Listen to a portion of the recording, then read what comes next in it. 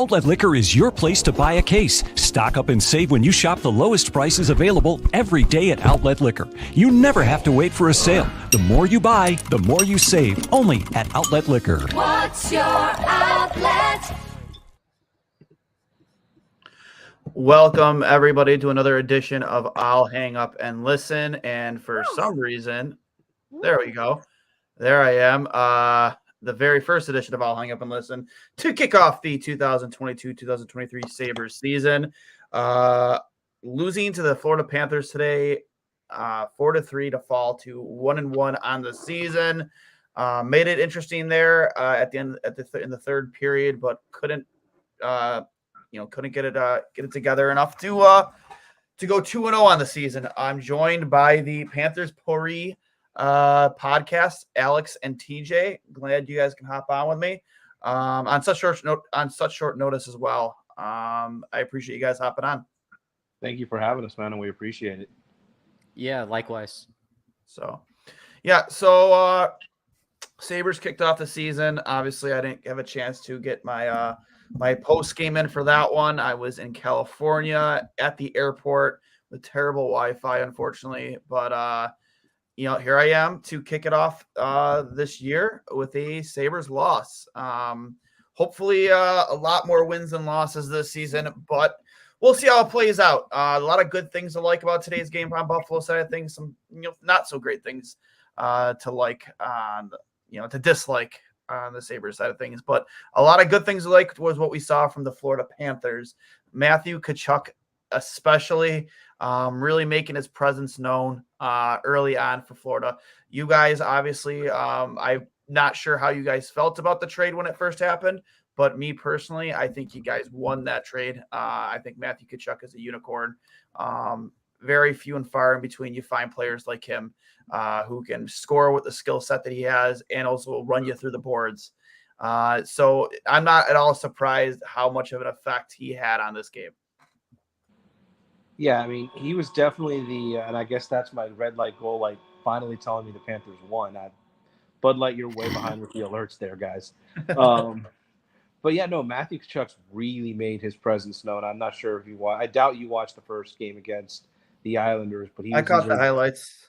He was easily the best player on the ice, even though all he had was the empty netter. Like, he could have had 2 or 3 in that game. And then I thought he was the best player on the ice again for the Panthers this afternoon. Got an actual goal, a goal that counts. I would assume as a fellow goalie, you agree with me, empty netters don't count, right, Duane? No, definitely not. Those don't count against your GAA. So here's the thing. Like, you don't always have to score to make your presence known. Like, he every time that guy is on the ice, he affects the play in some way, shape, or form.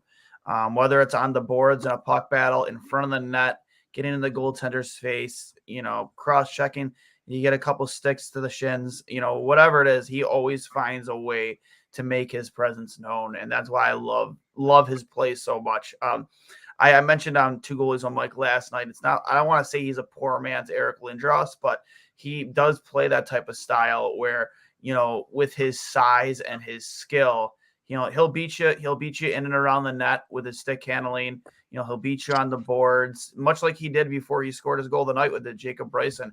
He eluded a hit, went straight to the net. And again, Jacob Bryson failed to tie up his stick, and he tapped home a goal. But, you saw it in the preseason and, like I said, the first game against the Islanders. The guy has just so many tools in his toolbox. And I think every team I was personally willing to just about trade anything for him when he was available from Calgary. But definitely jealous that you guys were able to tie him up long term, because he hasn't even touched his glass ceiling yet. No, I don't think that he has, because, you're talking about how good he was, Alex, in that Islanders game. He had 16 shot attempts. So even though he had only played 1 game at that point and many other teams had played 2, some had played 3, he was already top 5 in the league in shot attempts just on Thursday in 1 game. So that was the kind of impact that he had on that game. And, watching it today, I don't think that anybody who watched that game, Sabres fan, Panthers fan, European, who, was watching the marquee game of the week there, would tell you anything different other than he was the standout performer. That's why Florida gave up so much to get him, and they got him for 8 more years. So I think that Sabres fans are a little bit nervous about how those 8 years are going to go trying to match up against him in this Atlantic division. That all being said, though, you saw a lot of good things from the Sabres. I think that it's a good thing that Rasmus Dahlin, I couldn't think of his name for some reason. Rasmus Dahlin has had a very strong start to the season, especially offensively. I saw he got a key goal against the Senators in Game 1, and he looked pretty solid today. And they got plenty of talent at forward. I mean, Alex Tuch, he's getting into his late 20s now, but it doesn't really seem like he's losing any bit of a step. Like he's almost emerging into a top line player in Buffalo. And that's something that I think their fans really appreciate. And one of these young guys, I feel like, is going to become something really special. I don't know who it's going to be between Cousins, between JJ Peterka, maybe somebody that's in Rochester right now. There's a lot of guys there that they're excited about. Yeah, this team is definitely on the rise, and I'm a little bit higher on them than Alex is. But this isn't necessarily the year that they need to win games. So just hanging around against this kind of opponent, I feel like they're going to take plenty of positives from that. And you want to know what I said it before the season started, at least for the Sabres, from the Sabres standpoint. As Bills fans, during the 17-year playoff drought, we always saw the graphic on the screen when it showed like standings, like who's in the playoffs, who's on the cusp. There was always that graph that said in the hunt, and the Bills were always in the hunt. I think that's right where the Sabres are going to sit this year. They're going to be on the outside looking in the hunt in terms of a playoff spot this year. But I still think they're a year or two away. A lot of cap space to work with, to weaponize, even in situations where maybe you're taking on a player, if you still want to build through your pipeline, which Kevin Adams is very adamant about doing. If you want to weaponize your cap space, you have options to do that as well. So I'm not at all worried in terms of where this team is heading, because they are heading in the right direction, and they finally have the leadership group in the locker room to do it. Can I interest you in a very heavily used Patrick Hornquist? I actually don't hate Patrick Hornquist. I thought that was a good deal for you guys. I just think Florida's very, very top heavy, and I don't know if Hornquist really fits into the type of brand of hockey the Panthers play, like as much as he did with at least Pittsburgh. He actually fits into the lineup really well. The issue is his cap hit is just not relative to what he's worth, and the Panthers literally have $0 in cap space. So 5.3 AAV on a fourth liner, it just doesn't work. Like, he fits like a glove. If he was on a $1 million contract, it'd be perfect. But with that cap hit, like, it's just crippling the Panthers. I mean, you saw it today with the first goal. Mark Stahl, just horrible angle, and then I'm convinced he fell on purpose and make himself look a little better. But like, that should have been a nothing play, and Tuch gets a breakaway to open the scoring, and it's like that's what the Panthers are dealing with this year because they have no cap space, and it's going to be a problem all year. Yeah. Again, for me, a guy like Patrick Hornquist, I think he fit very, very well with Buffalo. Not saying that we need Hornquist, but there are, like, at least not in the next 2 years, maybe that'd be the time where Buffalo might maybe make a deal for a guy like that. Try and take on some cap space in return for some draft picks. But I have zero issue, honestly, with our forwards group right now. I think there's a lot of room to grow. As TJ mentioned before, there's a lot of youth in our pipeline that's ready to come up. Jack Quinn, JJ Peterka, Peyton Krebs, just a lot to be excited about here in Buffalo in terms of this youth movement that we've had over the last couple of years. Yeah, the rebuild's definitely on the right track in Buffalo. I mean, the Atlantic Division, right? I mean, it's the best division in hockey right now in terms of the top end. But like, no question, it's going to be the best division and the deepest division within a year or two. I mean, I think we can all agree Tampa's it's got to fall off eventually, but like, Buffalo's got a strong build going. Detroit's got a strong build going. Ottawa's even got a strong build going. And then you've got the Panthers and the Leafs, who are set up to be good for a long time. Like, this could be a 6-deep team division very quickly. Mm-hmm. I couldn't agree more. I think if you're going to find a team that would probably fall out within either this year or next, you're probably looking at an aging Boston Bruins team. Them too. Yeah, that's why I didn't mention them. I mean, they're already like the 4th team in the division, and everyone's just kind of waiting. Tampa's is the next one just because they're in worse cap hell than anyone else. Yeah, I mean, $8.5 million to Mikhail Sergachev, I have never understood and probably will never understand. Nobody's in but worse cap hill than the Toronto Maple Leafs, as we all saw today. Matt Murray went down with an injury. Their starting goaltender with the Marlies is out with an injury, so they might have to resort to a guy who's on an amateur contract to come back up Samsonov, depending how long Murray's slated to be out for. So, because they can't afford to sign anybody else. Yeah, Yeah, that's a flat cap for you. Yeah, I mean the Panthers, Toronto, and Tampa are all in the same boat. We have 20 guys on the roster and 0 cap space to call someone up if there's someone dinged up for a day. Flat cap, So exactly like TJ said. Yeah, we already saw Edmonton had to play 15 or 17 skaters in their first game of the year because they just didn't have enough cap space to call up somebody else. Yeah, and there's going to be a lot of games like that this year. Yep. Well, let's get right into the game at hand. 4-3 loss for Buffalo to the Florida Panthers. I'm joined here again by TJ. Oh God, excuse me. I got a thing in my throat. From the Panthers, Potpourri. Is it Potpourri? Panthers. Panther Puri, yeah. Panther like Potpourri. potpourri. We went with the alliteration there. Yeah, the Panther Potpourri podcast. Yep. Thanks again, guys, for hopping on with us. Listen, again, a lot of things to like about Buffalo's game tonight, a lot of things to dislike. Special teams specifically. This goes back to their home opener. And we said it last night on Two Goalies on Mike. That's in order to have success in this league today, you have to be able to perform on both sides of special teams. And Buffalo looked atrocious on their power play in the home opener.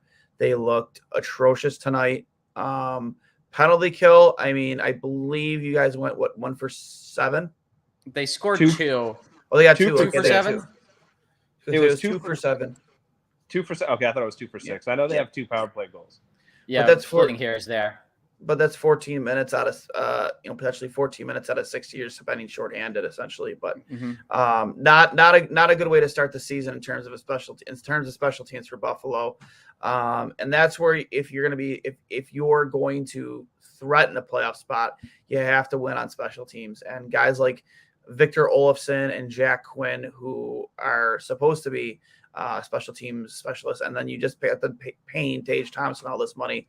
Those 3 guys specifically, you want to be rookie or not, you want to perform on the power play. And granted, Victor Olofsson did score 2 empty netters yesterday.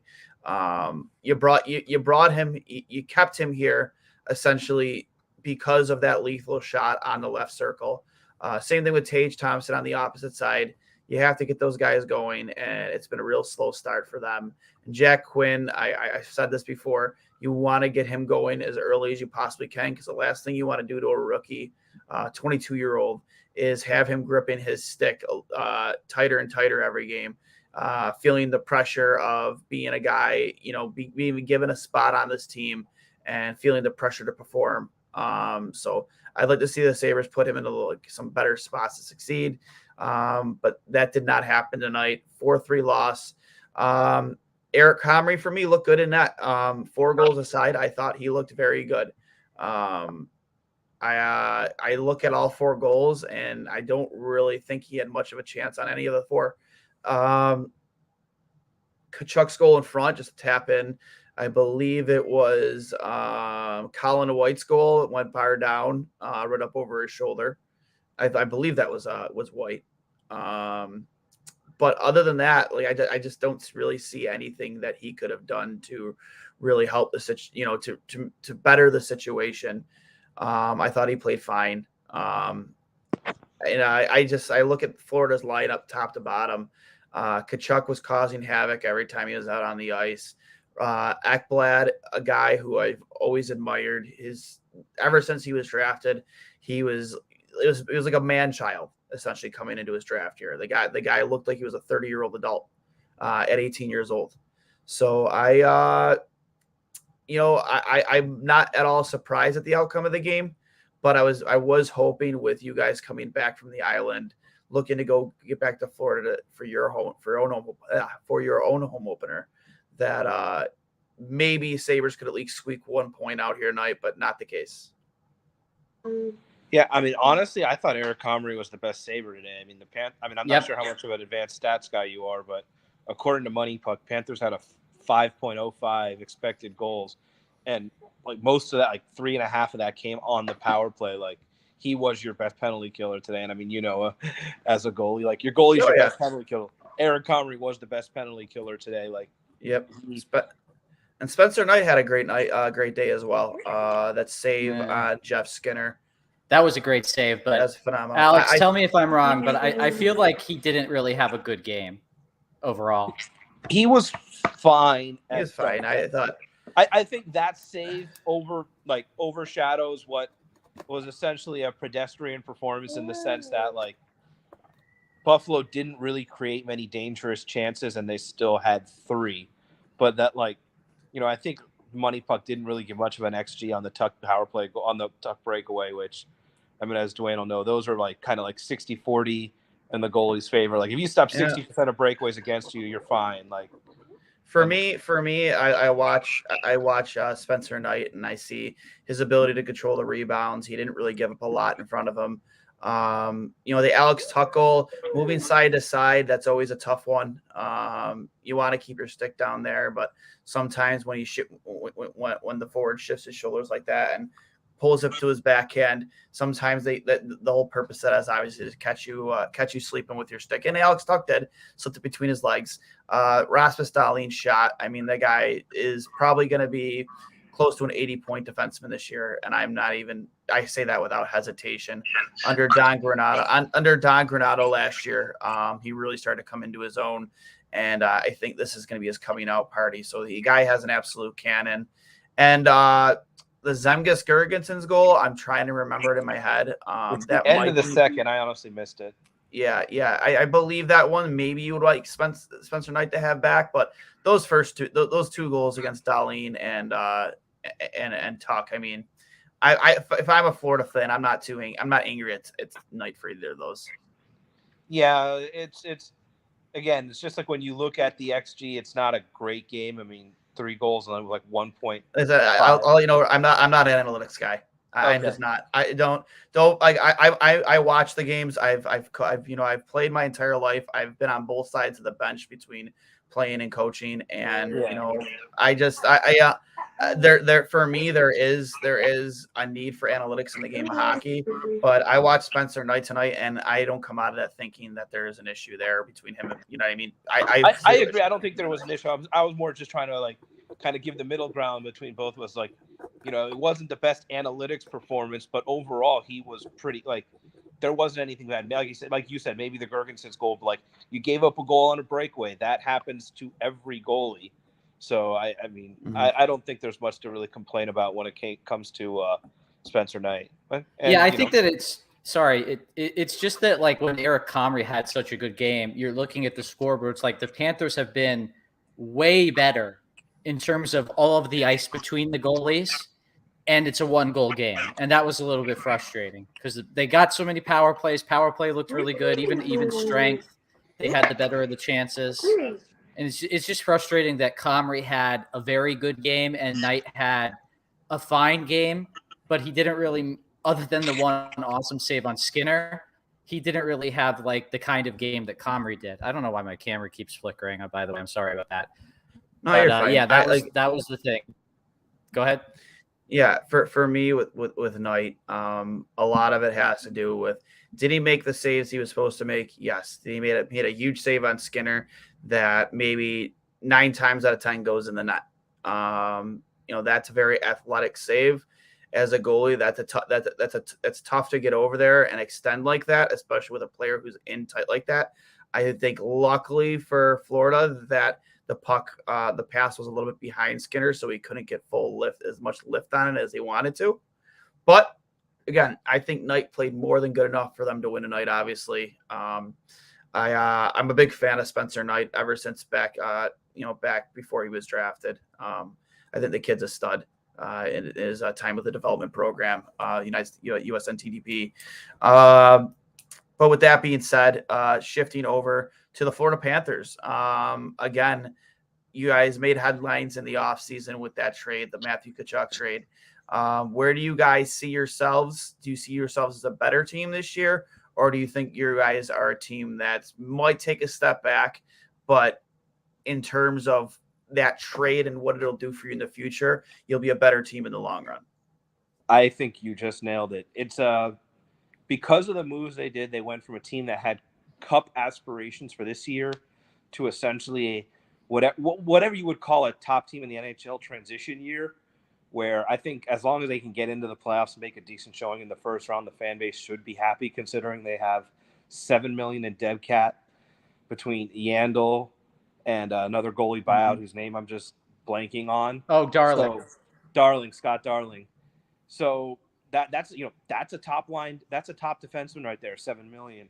So I think it's a transition year. They're going to be better long term because now you have 8 years of a prime rather than 8 years of two 30-year-olds who are very good. I mean, the Panthers are going to feel the loss of Huberdeau and Weegar. They're going to feel it. But 6 years from now, when both of those guys, like Calgary fans, are like, oh yeah, those contracts aren't the best anymore, Panther fans are going to be like, yeah, we've got Matthew Tkachuk in his prime at a 9.5, which when the cap goes up is going to feel so good, like a steal. Yeah, so he's not even close to his prime yet. Right, but that's I'm talking 6 years from now. Why this trade makes sense for the Panthers, where it's like 6 years from now when Hubie and Weegar are in their mid-30s and on the decline, and Calgary's just like, yeah, these contracts aren't the best anymore. Panther fans are just going to be like, yeah, Tkachuk at 9.5, steal. Yep, I tend to agree. I liked Mackenzie Weegar. I thought he played very well with Ekblad last year, obviously before his injury. Very solid, good defenseman, takes care of business in his own end. Has some ties back here to Buffalo with Craig Rivet. I believe it's his nephew or his cousin. So I've always liked Mackenzie Weegar. Again, a good solid defenseman. He'll thrive up there in Calgary. But like you said, I think this was a move made for the long-term success of the team rather than the short-term making a run at the cup. But with that being said, it's not like by making that deal, you hurt your chances of winning a Stanley Cup. Matthew Tkachuk is still a 100-plus point player. Just hopefully, I'm not sure what contracts you guys might have coming off your books after this season, but maybe you guys can help shore up your blue line a little bit, because I think up front and in net, you guys are set. It's just on your blue line where I think you'll struggle at least this year. Yeah, and the Yandel buyout that they did last offseason hurts the most this year because of his signing bonus in his final year. Good job by his agent to get him that, because it really saved him a bunch of money. But hurts the Panthers this year and their salary cap situation. And the aforementioned Patrick Hornquist will probably be back next year, but his salary cap hit is going to go down about $4.3 million, because he's making $5.3 million now, and he's about a $1 million player. But he's a guy that they really like in the locker room. Spencer Knight jumps up from his entry-level deal to $4.5 million average annual value, but you still have one more year of Lundell on his ELC. And with both of those deals, or the buyout and the Hornquist deal coming off the books, you open up, when you account for that Knight contract bumping up, and there's nothing else really that's bumping up. Everybody else is either locked in or has one more year. Then you have about like $8 million to play with. And like the issue I see is that the Panthers don't really have the assets to go out and make another, Reinhart trade for a Reinhart caliber defenseman, because they don't have first round picks. They have some prospects, but everybody has prospects, and I don't think they have a particularly good pool. And free agency is most likely where they're going to be able to get a good player, but I don't know if that's Zito's modus operandi to go out in free agency and sign one of those big players, because you see people make big mistakes on free agency day all the time. Unfortunately for Buffalo, they have two big mistakes on their team: Kyle Okposo and Jeff Skinner. I guess Jeff Skinner was a re-sign, so that wasn't technically a free agent. I won't hear that blasphemy on this podcast. Kyle Okposo is not a mistake anymore. That guy has more than earned his paycheck. He has not been able to stay healthy. He's dealt with a lot of concussion issues. But and you are talking to a very, very, very big critic of Kyle Okposo in the past. But this past season, he proved his worth. Guy is a natural born leader. That's why he wears the C. And you want to know what? Even if we only get 10 to 15 goals out of him, I'll take that in the last year of his contract. And they might even bring him back for one more year at a lower number, hopefully. But yeah, like we and said with Hornquist. Yeah, and Jeff Skinner, that was a lose-lose situation back when we re-signed him. He was coming off of 40 goals a season when he played with Jack Eichel. It was damned if you do, damned if you don't. You don't sign the 40-goal guy that you just traded for this offseason before. You're going to get nailed to the cross. Well, you did sign him, and you're still going to get nailed to the cross because it's a lot of money. And there was no way Jeff was probably ever going to live up to that contract, especially the next following year, Eichel with the injuries, and then obviously no longer having Jack. But if I'm still getting 25 plus goals out of that guy, with comparison to the rest of the league and what they're getting paid, I'm fine with that. I do wish it was a lower number, but Jeff does bring a lot to the table, and he's probably one of the best 5-on-5 players in the NHL. Always has been. Yeah, I mean, honestly, he did have. Oh, sorry, dude. Well, he did have a bounce. I'll come after you. He did have a bounce back year last year. I mean, he ended up somewhere around 30 goals. Sorry if I don't know the exact number. It's just, but I know he had a bounce back year last year. And like you said, 25 goals, that's not worth $9 million, but it's worth something where you don't. It's kind of like the same situation the Panthers are with Bob, not to keep talking about the Panthers, but it's like, yes, you're overpaying, but at least you're getting something. It's a lot better than other teams who are, getting absolutely nothing out of high-priced players, either because they're hurt or they're just not worth it anymore. I was going to pivot because before we run out of time here, I was curious. There's a lot of new faces on the Panthers this year. Colin White had the goal. Rudolph Balcers is playing with Tkachuk. Josh Mahura, waiver claim on the blue line, has had a solid start to life in Florida. Anybody stand out to you, Duane, in terms of the new guys on the Panthers, other than Tkachuk? You mentioned Colin White's name. That's a guy who I think brings a lot more to the locker room than he does the ice. I like his brand of hockey quite a bit. I'm not saying he's a bad player, but he's definitely a guy that I think you're going to see really kind of like what you've seen here in Buffalo, with guys like Alex Tuck, but not obviously to his skill level. He's going to be a very good locker room guy for you. And honestly, I like your existing lineup myself, even more so than what you have, the new faces you have. I think Sam Reinhart is probably going to have a career year for you guys this year. And after an explosive year last season, I think that Sam Bennett, who was able to turn his career around coming out of Calgary, also has been such a game-breaking physical player for you guys. I just love the makeup of the Florida Panthers. I won't lie. I'm not going to say that I look at them as a blueprint to how you want to build a hockey team, but there's a good mix in there from what we've drafted, guys like Spencer Knight, guys like Ekblad, and what you've been able to bring in either via free agency or trade. There's a good mix in there, and I think you guys have a team that's going to be really hard to play against for the next 4 to 5 years. That's the dream. So, anything else? I mean, they got the number one C, you got the number one D. That's what you need. Go ahead, Alex. Well, I was going to try and just throw it back to the Sabres. I was like, what are some of the new guys that you guys have that you're excited about this year? Oh, I'm extremely excited about JJ Peterka. I said it all off season. If it came down to only one spot being available, that didn't want them just to hand it right to Jack Quinn because of what he did in the AHL last year. Because I thought JJ was a much better 200-foot hockey player. He does everything really well, and I think he's going to show that a lot this season. Excited, even though he had some down moments today. Labushkin bringing a very big physical presence to our blue line. I'm excited to see that because that's a brand of hockey we haven't seen in Buffalo in a long time. A guy who's going to take any shit in front of the net, who's going to make you think twice when you go behind the net into the corners or when you come across the middle of the ice. He's going to make a guy like him makes you think twice. Matthias Samuelsson, just getting that big contract for 7 years, $30 million. I think that's going to be one of the biggest steal contracts in the league among defensemen in a few years from now. I think he's a $4 million. He was a $4 million defenseman last year easily with how well he played. But under a coach like Don Granato, I really think he's going to get him to the next level. And in a couple of years, that contract is going to be an absolute steal.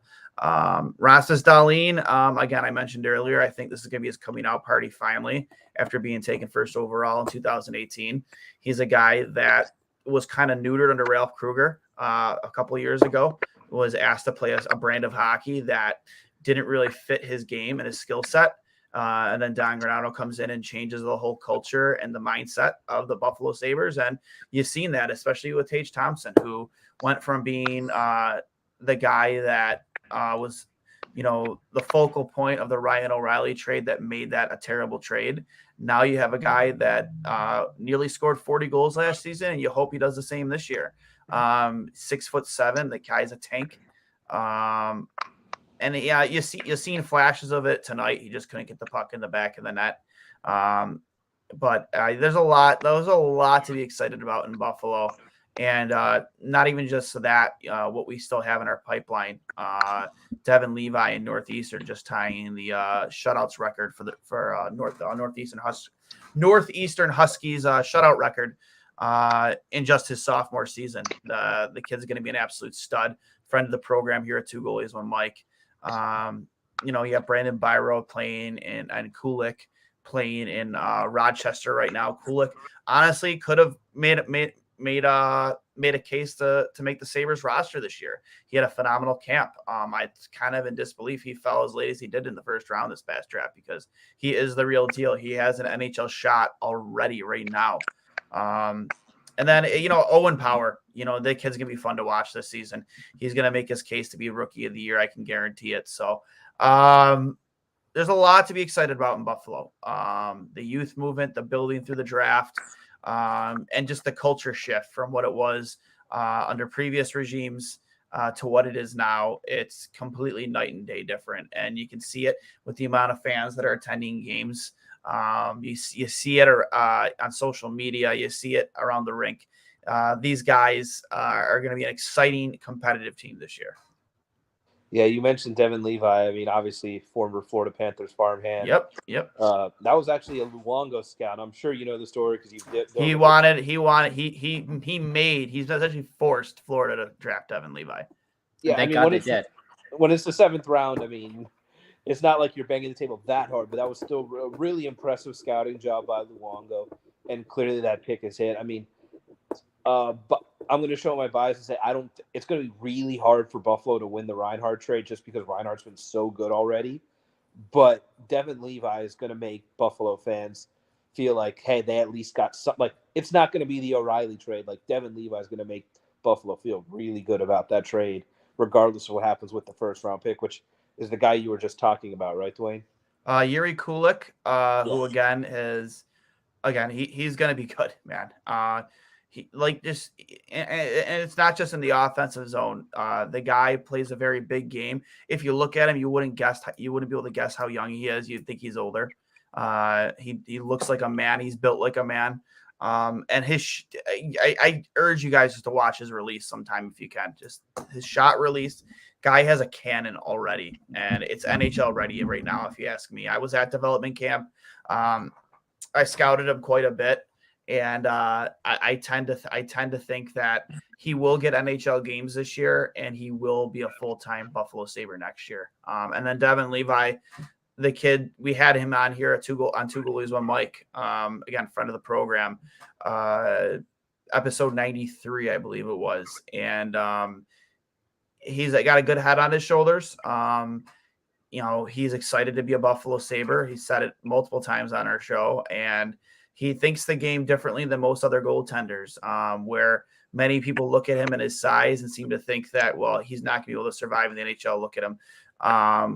He thinks the game much differently. He looks at it from a technical standpoint and how he plays positionally to take kind of size out of the equation. And he's unbelievably athletic. Like, the Sabres are set in that for quite a while, especially if they sign Eric Portillo as well out of Michigan, because also a friend of the program who's also been on with us as well. Both are extremely athletic goaltenders, smart goaltenders. So regardless of which direction Buffalo decides to go with in the future, and that the prospects look very good for them. I would assume we see Levi at the end of the season get a few games, right? Because he's going into his junior year, right? Possibly, yeah, I would imagine so. He would sign at the end of the college season. Yeah, I mean, that's not a player I would let get to a senior year. No, I and again, I've spoken to Devin multiple times off air. He's again, as I said, friend of the program. If you've heard him speak, he speaks candidly about Buffalo, and people don't realize, people are scared of him pulling a Cal Peterson when Cal elected to go into UFA and end up signing with LA. People don't realize he actually plays at Northeastern with his best friend from childhood, Justin Ritzkowian. They're best friends. He didn't get an opportunity to play in the Bean Pot this year because he went over to represent Team Canada in the Olympics. There's a lot of experiences he still wants to have at the college level, one being playing hockey with his best friend for one more year. And I don't blame him at all for that. So he's a smart kid, and he's going to bring – also has one of the greatest, most supportive hockey moms in the history of hockey. I will say that undoubtedly. She messages me all the time.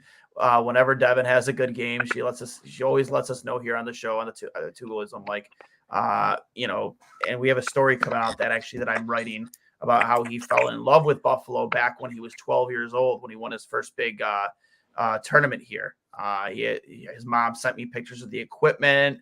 He held on to it because his first really big win in terms of tournaments on the travel team he played on at the time. It was a showcase tournament, I believe.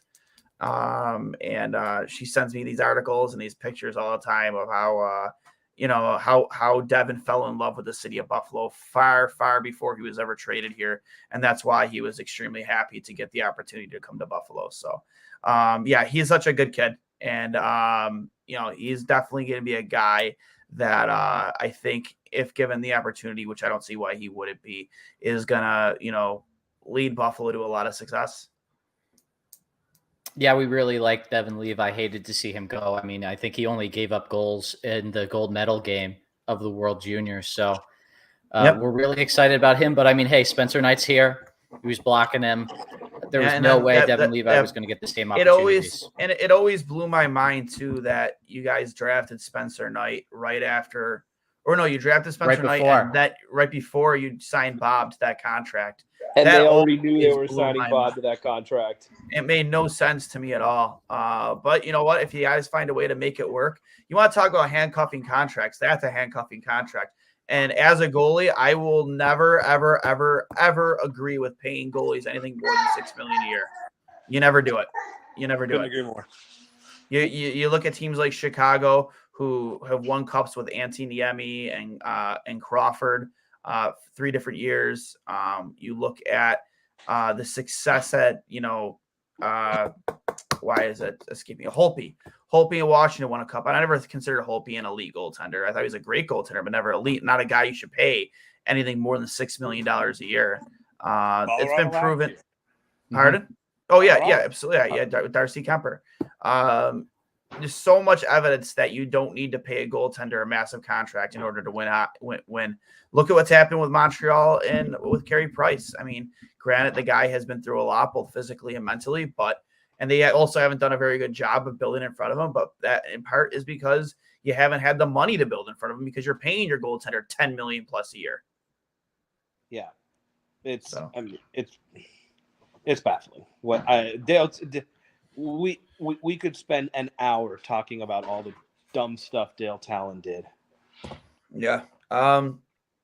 Even so, though, he has built himself. He did build a good hockey team, so to speak.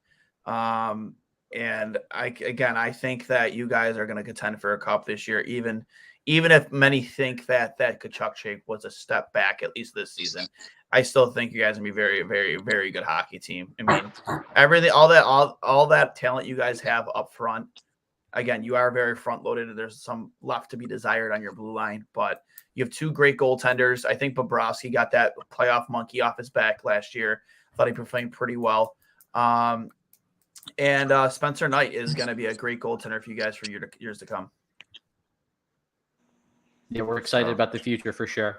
So, but thanks for hopping on with me, guys. Again, this has been I'll hang up and listen. Sabres fall to the Florida Panthers 4-3. And they start their West Coast road trip this next coming week against the Edmonton Oilers. Backstats by Jack Campbell, led by Connor McDavid and Leon Draisaitl. We'll see. First taste of West Coast hockey this year for Buffalo. So I'll hang up and listen. Thank you guys for hopping on with me, and hopefully we can have you on again at some point in the future. Thanks, Wayne. Have a good one. Yep, you guys have a good one as well.